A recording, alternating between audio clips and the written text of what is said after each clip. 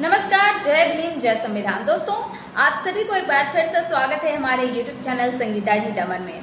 दोस्तों, यहाँ पर जिस तरीके से उत्तर प्रदेश की पूर्व मुख्यमंत्री बसपा प्रमुख मायावती, जो कि लोकसभा चुनाव में पार्टी की करारी शिकस्त की समीक्षा के लिए रविवार को एक अहम बैठक की और इस बैठक के दौरान मायावती अपने भतीजे आकाश आनंद के सर पर हाथ रखते हुए नजर आई, हाथ रखकर आशीर्वाद देती हुई नजर आई। और इसके कुछ ही देर बाद आकाश आनंद की बसपा में फिर से वापसी का ऐलान कर दिया गया। मायावती ने उन्हें राष्ट्रीय संयोजक पद से नवाजा है।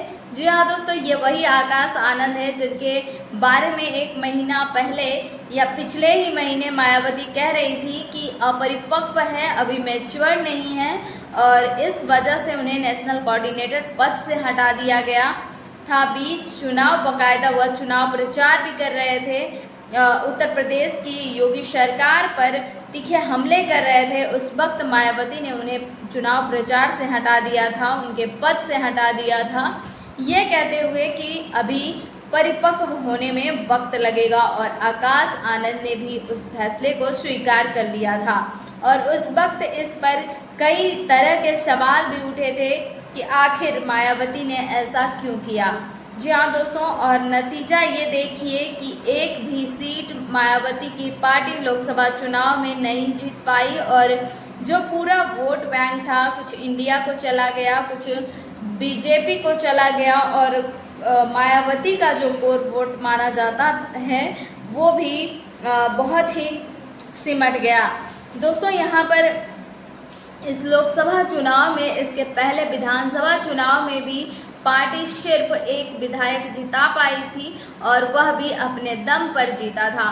तो तमाम तरह के सवाल बसपा को लेकर पिछले कुछ सालों में उठ रहे हैं। उसकी रणनीति को लेकर लोग इसे बीजेपी के साथ अंदर खाने एक सेटिंग के तौर पर भी कुछ लोग कहते हैं कि मायावती बीजेपी के दबाव में काम करती है। बहरहाल, लेकिन आकाश आनंद को अब अचानक इतनी बड़ी जिम्मेदारी दिए जाने की जो वजह राजनीति के जानकार बता रहे हैं वो दरअसल यह है कि चंद्रशेखर आज़ाद जो नगीना से सांसद चुने गए हैं, बसपा ने लाख कोशिश की थी कि ना जीत पाए, वहां से कैंडिडेट खड़ा किया गया और हालांकि उसकी खुद की जमानत जब्त हो गई, लेकिन चंद्रशेखर आज़ाद का सांसद बन जाना मायावती अपने लिए बीएसपी के लिए बड़े खतरे के तौर पर देख रही हैं, क्योंकि चंद्रशेखर आज़ाद उसी बिरादरी से आते हैं जो कि बीएसपी की मायावती की कोर वोट बैंक माना जाता है। जी हाँ दोस्तों, यानी कि जाटव समुदाय, और जिस तरीके से जीतने के बाद बिना किसी गठबंधन के बिना किसी मदद के नगीना में चंद्रशेखर आज़ाद ने जिस तरह से की जीत हासिल की है, उससे मायावती के कान खड़े हो गए हैं और एक बड़ा खतरा वो महसूस करने लगी हैं।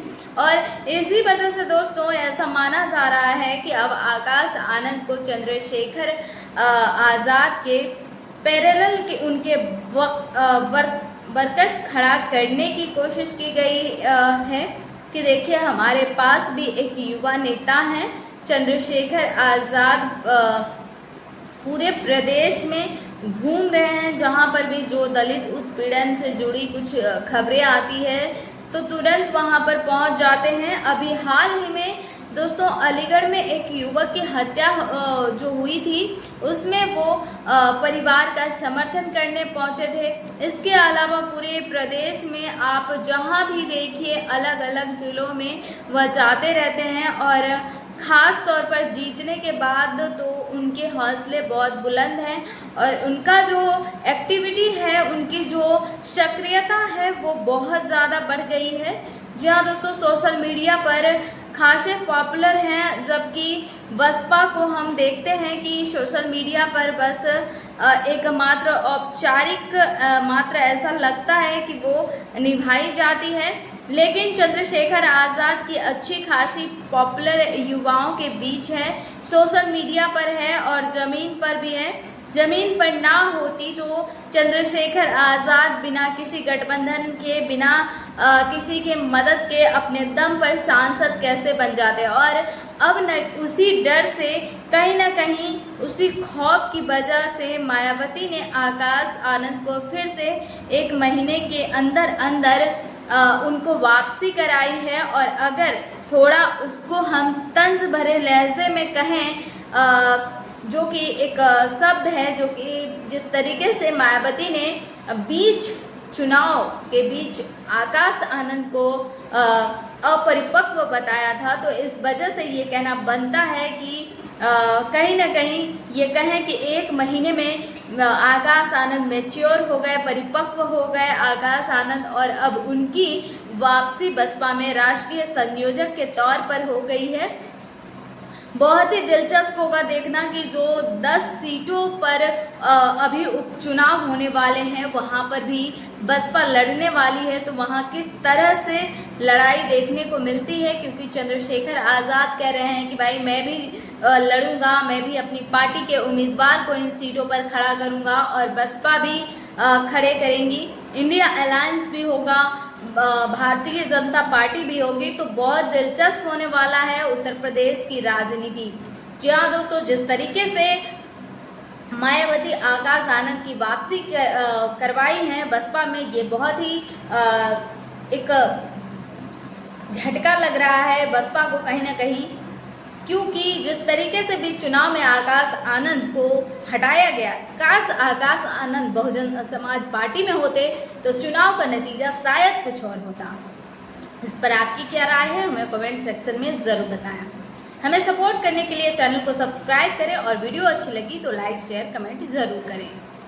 अपनी प्रतिक्रिया हमें कमेंट सेक्शन में ज़रूर दें। मिलेंगे नेक्स्ट वीडियो के साथ, तब तक के लिए इसी के साथ इजाज़त चाहूँगी। नमस्कार, जय भारत, जय संविधान।